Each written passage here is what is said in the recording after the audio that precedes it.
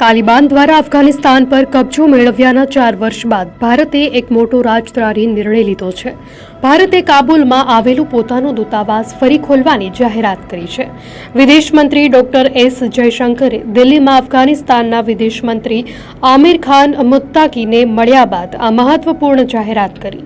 ભારતે ઓગસ્ટ 2021માં તાલિબાનના કબજા બાદ અફઘાનિસ્તાનમાં પોતાનું દૂતાવાસ તેમજ વાણિજ્ય દૂતાવાસો બંધ કરી દીધા હતા.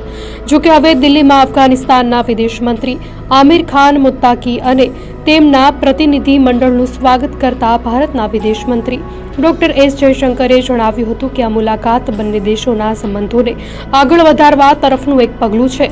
જયશંકરે સ્પષ્ટ કર્યું કે ભારત હવે અફઘાનિસ્તાનની રાજધાની કાબુલમાં આવેલી તેની ટેકનિકલ મિશનને દૂતાવાસમાં અપગ્રેડ કરશે.